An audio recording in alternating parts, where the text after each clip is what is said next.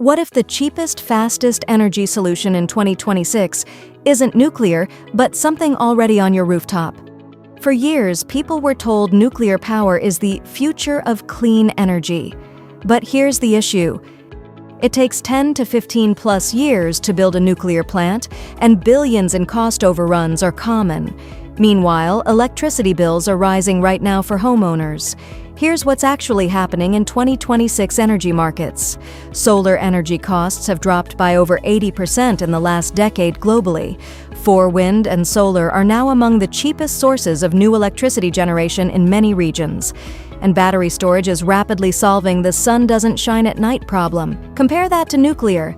High upfront cost, long delays, and complex regulatory timelines. Renewables scale in months, not decades.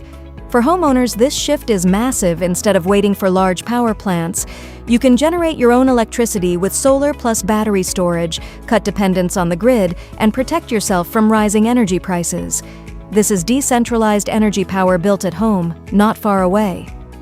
Contact solarSME for more details.